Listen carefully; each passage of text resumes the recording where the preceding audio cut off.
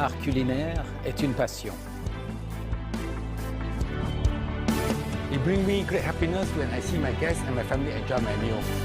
会把最先进的创新理念以及美食哲学融入到我的菜中。美食是艺术，是爱情，也是技术。Je suis ravie de vous présenter la cuisine traditionnelle française à Bangui.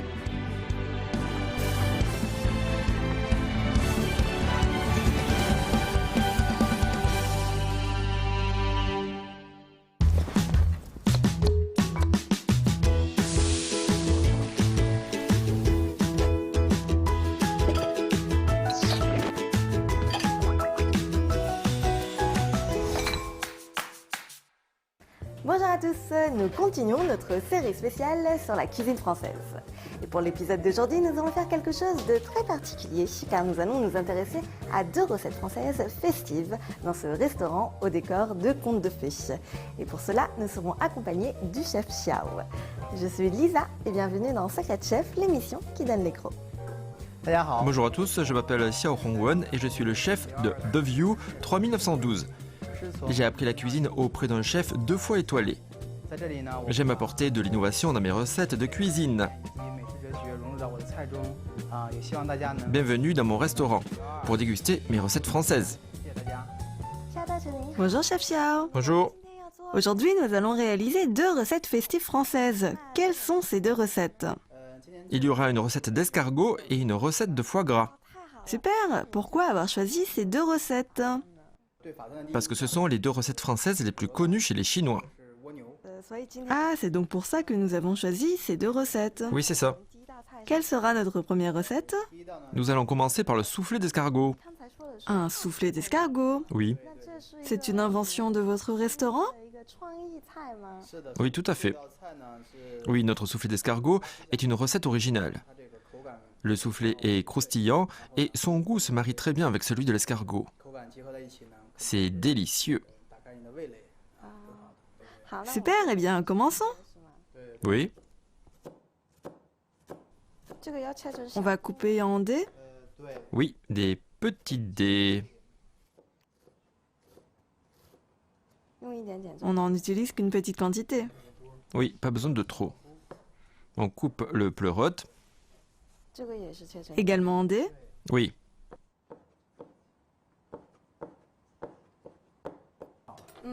Bien, on ajoute un peu de thym. Il sert à relever le goût. C'est ça. On utilise ces feuilles. Et quel escargot avons-nous choisi? Des escargots français. De Bourgogne plus exactement. C'est vrai que cette variété est particulièrement célèbre en France. Oui. C'est un mets qu'on consomme beaucoup en Bourgogne, mais également lors des fêtes, par exemple pour Noël ou pour les repas de fin d'année. C'est bon, nous pouvons les faire revenir. Utilisons-nous un beurre doux ou un beurre salé? Un beurre doux. D'abord, on fait fondre le beurre. Oui. Ensuite, on ajoute les oignons.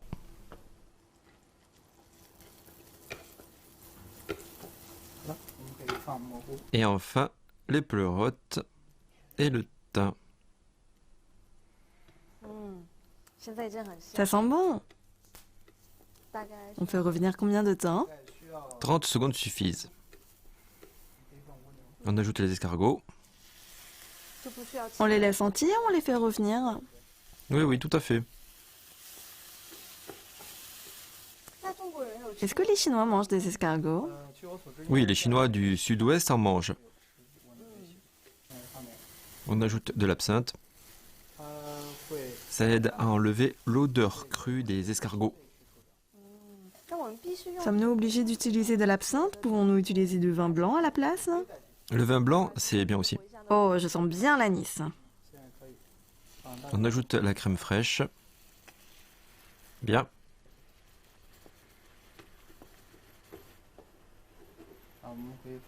Et du sel de mer. Juste un tout petit peu. Du poivre noir. On baisse le feu. C'est un plat facile à réaliser chez soi. Oui, il faut avoir un four. C'est pour cuire les soufflés.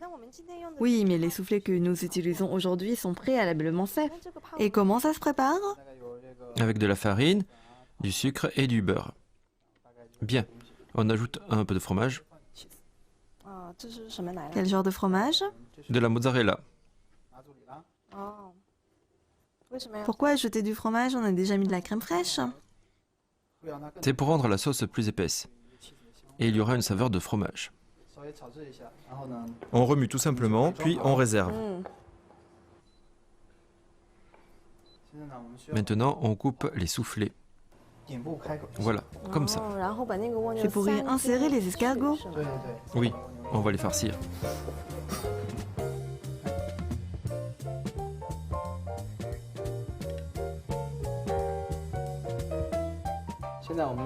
Maintenant, on met du beurre aux herbes sur le dessus. Ce beurre aux herbes contient du sel, du poivre, du persil et du thym. Maintenant, on cuit au four pendant 6 à 7 minutes à une température entre 170 et 180 degrés Celsius.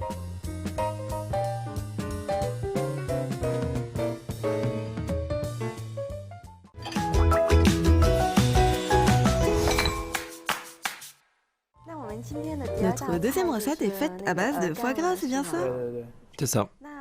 C'est également une invention du restaurant. Oui, tout à fait. Ça fait longtemps que je n'ai pas mangé de foie gras d'oie. D'habitude, c'est du foie gras de canard. Le foie gras d'oie a une couleur un peu plus foncée que le foie gras de canard. Et comment on s'en occupe? Nous devons d'abord enlever les nerfs. On coupe le foie gras. On enlève donc les nerfs qui se trouvent dans le foie. Oui, et il y en a pas mal. On doit l'ouvrir pour les chercher.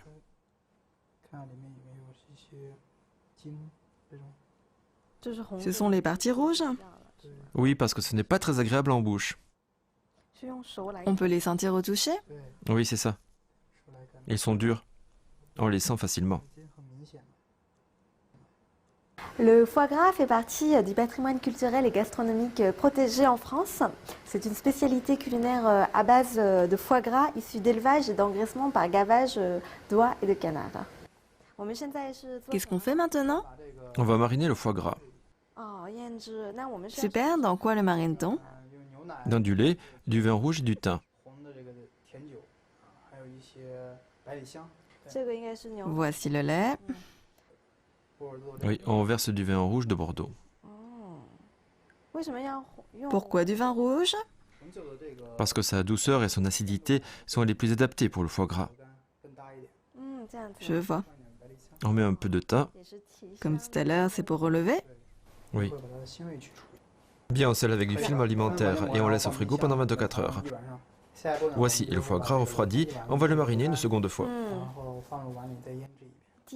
Et avec quel ingrédient cette fois-ci?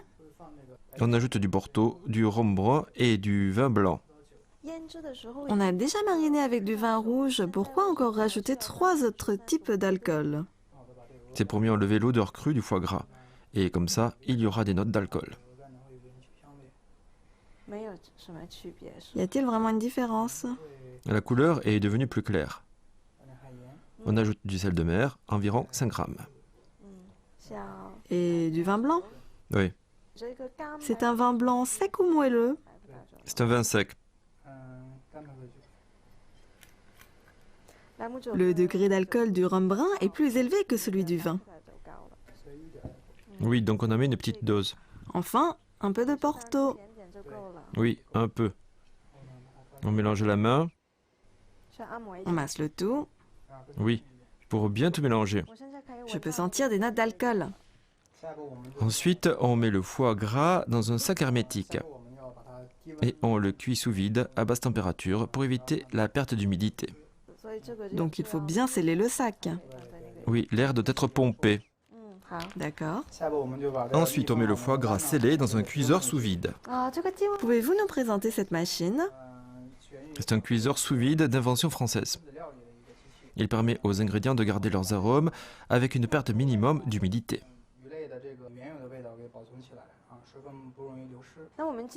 Et on cuit combien de temps et à quelle température? 40 à 50 minutes à 65 degrés. Et si on n'a pas cette machine sous la main, qu'est-ce qu'on fait? On peut faire bouillir de l'eau, éteindre le feu et y mettre le foie gras. Et couvrir pendant 40 à 50 minutes. Super, on peut donc trouver une alternative à cette méthode. C'est bon, on sort le foie gras. Quelle est la prochaine étape? On réduit le foie gras en purée.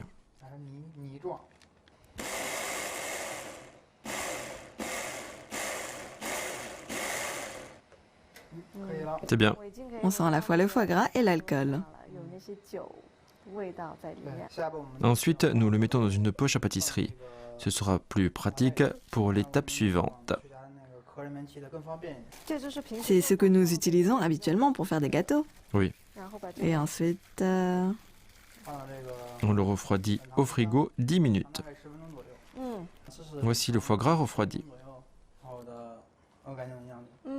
Pourquoi le réfrigérer 10 minutes et non pas l'utiliser directement? C'est pour rendre le foie gras plus solide et plus doux. Ceci est un cigare au chocolat. On l'a fait avec de la poudre de cacao, de la farine, du beurre, du sucre, de la poudre d'amande et du sucre glace. On presse le foie gras dedans.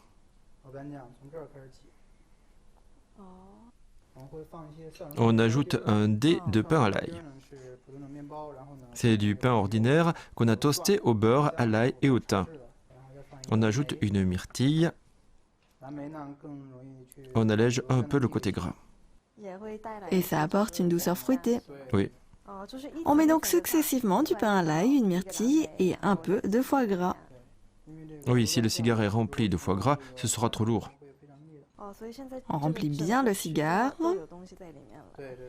Oui, ensuite on referme avec de la poudre de cacao pour la ressemblance. Ça ressemble vraiment à un cigare. Oui, on ouvre la boîte. Est-ce une vraie boîte à cigares? Oui, c'est une vraie. Voici une étiquette de cigare. On l'enduit de foie gras. Ça se mange aussi? L'étiquette de cigare, non, c'est du papier. Nous utilisons du foie gras en guise de colle. C'est ça. La ressemblance est flagrante. Notre cigare de foie gras est donc prêt. Oui, on le met dans la boîte à cigares. Merci chef de nous avoir appris à réaliser ces deux recettes françaises. Merci. Avec plaisir. Et maintenant, nous pouvons tout de suite passer à la dégustation.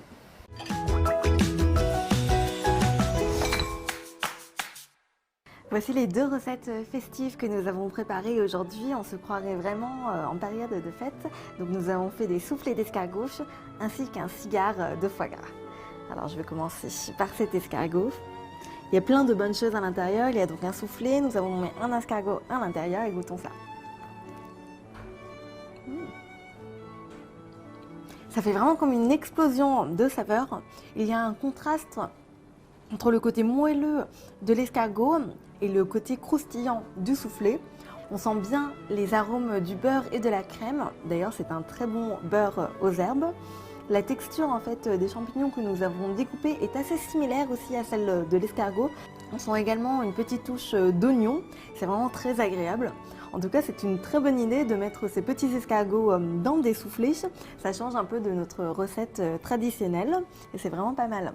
Donc maintenant, nous pouvons passer à la seconde recette du jour qui est ce cigare de foie gras. À l'extérieur, on ne voit qu'une boîte de cigares, c'est très surprenant de voir ça à table. Mais en fait, quand on ouvre, on est également surpris parce qu'à l'intérieur, il y a quelque chose qui ressemble à un cigare. Le papier ne se mange pas. Je vais attaquer, je vais directement croquer.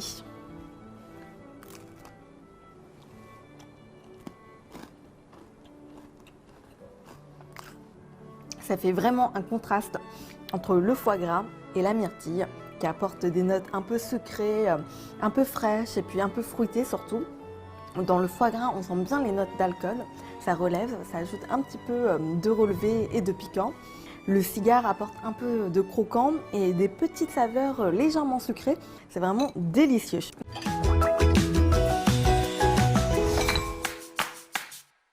Bonjour à tous, dans l'épisode spécial cuisine française d'aujourd'hui, nous allons nous intéresser à un genre nouveau et populaire.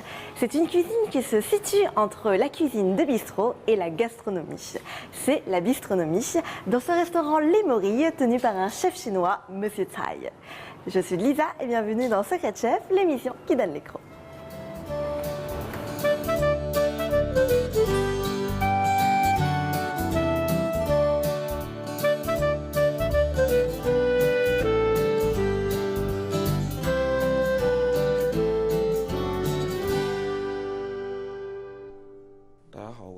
Bonjour, je suis Tsai Tia-hao, le chef du restaurant Les Morilles. J'ai étudié le commerce international à l'université et ensuite je suis allé en France et en Suisse pour étudier la cuisine française. Aujourd'hui, je suis de retour en Chine. J'ai créé ce restaurant par amour de la gastronomie. Pour moi, la cuisine, ce sont de bons produits saisonniers que l'on prépare avec amour aux clients. Bonjour chef. Bonjour. Nous allons réaliser 2 recettes françaises aujourd'hui. Oui, nous allons faire un bœuf bourguignon traditionnel et un fondant au chocolat. Comment vous est-il venu à l'idée d'appeler ce restaurant Les Morilles? En fait, c'est très simple. C'est parce qu'au cours de mes études et de ma profession, j'ai découvert que les morilles étaient un produit très intéressant et précieux. Avec toutes les branches de la cuisine chinoise, pourquoi vous êtes-vous penché sur l'étude de la gastronomie française? La première impression que j'ai de la cuisine française, c'est son côté exquis. La cuisine chinoise est riche et propose de nombreuses variétés régionales. Mais en France aussi, il y a des recettes alsaciennes, méditerranéennes, basques, bordelaises, normandes et j'en passe. Ce sont des spécialités locales aussi. Je vois. Et quels sont les ingrédients du bœuf bourguignon? Tout d'abord, il nous faut des oignons, des carottes, un morceau de gîte avant, du vin rouge, du poivre noir, thym, des feuilles de laurier et de l'ail. Pourquoi avoir choisi un gîte avant de bœuf? Il y a une raison? Regardez ce morceau. Ce sont des tissus conjonctifs. Après la cuisson, ils se transformeront en collagène. En général, les Chinois n'aiment pas manger de la viande trop maigre. C'est pour ça que nous avons choisi cette partie. Tout d'abord, nous allons couper les oignons et les carottes, puis nous allons les mariner avec le bœuf. Bien, nous mettons les carottes et les oignons dans ce récipient. Maintenant, on y ajoute l'ail. On ne le coupe pas? Non, on le presse simplement avec la main. Ensuite, on met du thym, des feuilles de laurier, du poivre et enfin, on verse le vin rouge. On ne met pas de sel lors de la marinade? Non, sinon ça fera sortir l'eau du bœuf. C'est donc important de ne pas saler. Pas besoin de saler en avance. Et quel vin avons-nous choisi aujourd'hui? Nous avons choisi un Shiraz, car son tanin est plus élevé et sa couleur est plus foncée. Ça donnera une bonne couleur à la viande après la marinade. Et pourquoi on marine la viande dans le vin rouge? Tout d'abord, le tanin du vin rouge va adoucir la texture de la viande, ce qui la rendra plus tendre. Ensuite, le goût et les arômes du vin rouge seront intégrés dans la viande. Enfin, un repos de 24 heures au réfrigérateur et nous allons cuire la viande. Je vois. Et quelle sera l'étape après la marinade? La prochaine étape consiste à cuire la viande. On saupoudre la viande marinée de sel.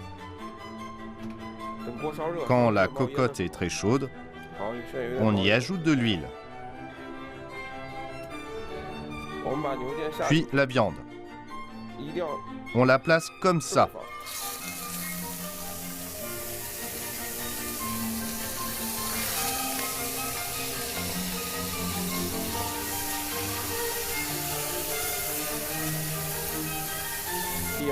Lorsqu'elle a bien coloré, comme ça,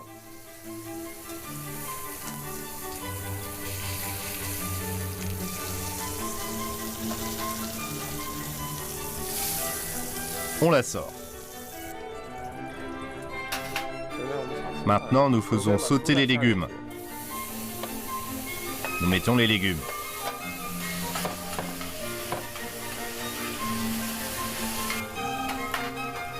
Et nous ajoutons un peu de beurre pour ajouter plus de saveur.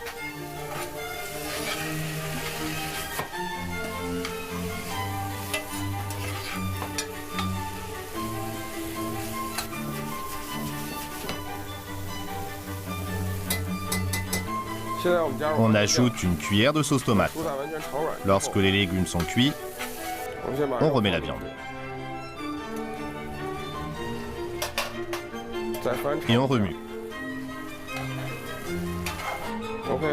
Bien, maintenant on ajoute le vin rouge.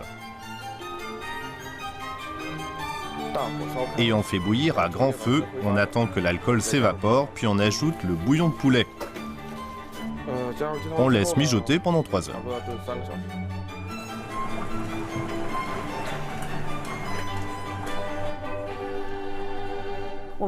Notre deuxième recette sera le fondant au chocolat. C'est un dessert français classique. Oui.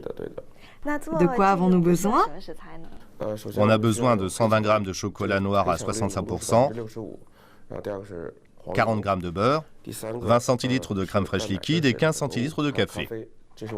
Ce sont les ingrédients pour faire le cœur au chocolat. Il y a donc 2 étapes, le cœur et l'appareil du fondant. Oui. Il faut absolument un chocolat à 65% de cacao. Oui, parce que l'amertume du chocolat à 65% neutralisera le goût sucré et sa saveur sera meilleure. Et à quoi sert le café? À augmenter la saveur du fondant. Son arôme se marie très bien avec le chocolat. Et pour nous adapter au goût des Chinois, ce dessert ne sera pas très sucré. Super! On commence par quoi? D'abord, on fait fondre le chocolat. Voici un mélange de crème fraîche liquide et d'eau qui a été chauffé au préalable. 20 centilitres de crème fraîche liquide pour 6 centilitres d'eau. Premièrement, nous ajoutons ce mélange en 3 temps, sinon la matière grasse du cacao se séparera.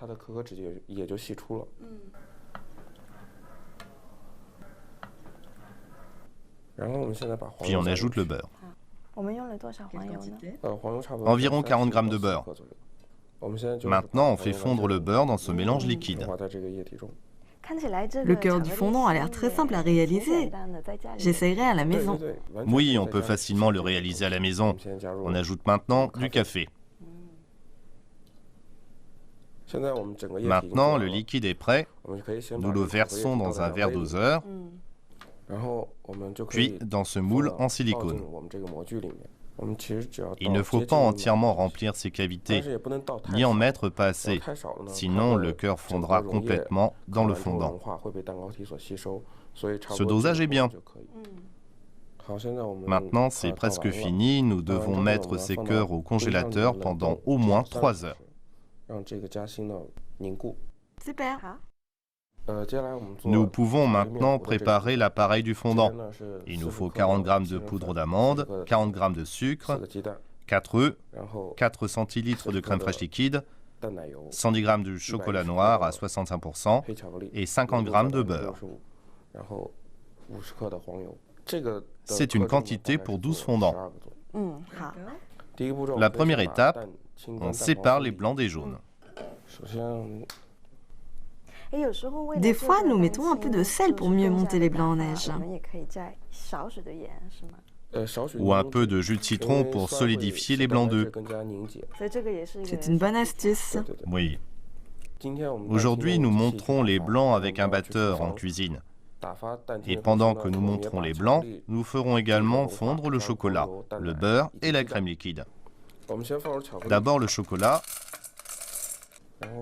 le beurre et la crème liquide, et nous les chauffons au bain-marie.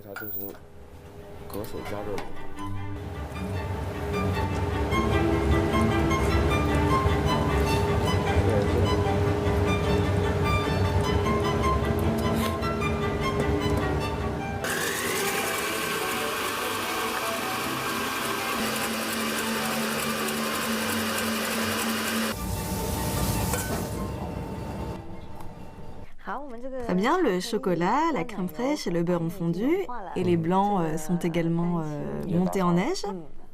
La prochaine étape, on met de la poudre d'amande et du sucre dans le mélange liquide.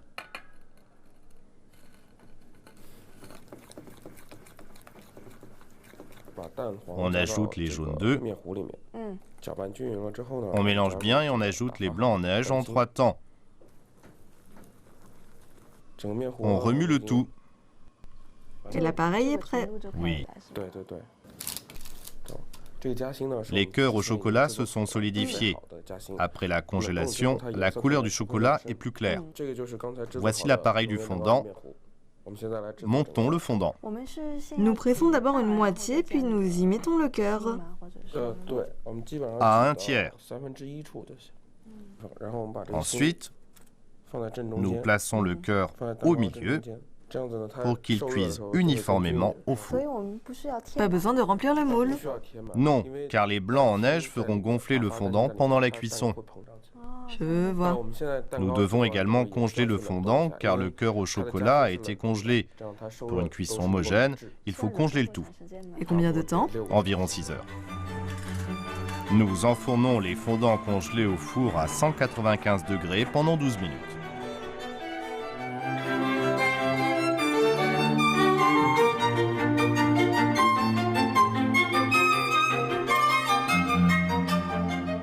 Aujourd'hui, nous avons réalisé 2 recettes traditionnelles françaises, un bœuf bourguignon et un fondant au chocolat.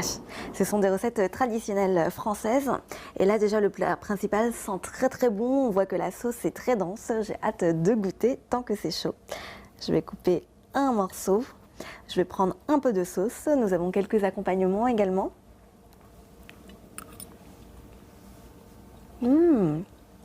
La viande est vraiment très très tendre. On sent vraiment bien les saveurs de la sauce. Elle est dense, elle est riche. On sent un peu les notes du vin rouge, mais on ne sent pas du tout les notes d'alcool. C'était donc très très important de bien caraméliser la viande pour vraiment donner un peu de jus, un peu de saveur et puis un peu de texture. Mais c'est vraiment délicieux. Le chef a également proposé d'accompagner ce bœuf bourguignon d'un vin rouge. Ça permet en fait de faire ressortir les saveurs de la viande. Et nous avons également choisi d'utiliser le même vin que le vin qui a permis à la cuisson de ce bœuf bourguignon. Ça se marie à merveille avec cette sauce. C'est une recette familiale, très simple à réaliser et qui est parfaite à réaliser la veille pour le lendemain. C'est une à ce magnifique fondant au chocolat. Déjà rien qu'ici, on sent déjà les saveurs chocolatées. Ça sent vraiment très très bon. Et ce que je préfère vraiment dans le fondant au chocolat, vous allez voir, c'est qu'il y a un cœur hyper coulant, hyper fondant. Regardez-moi ça, c'est merveilleux, ce petit cœur de chocolat qui est bien fondu. Donc goûtons.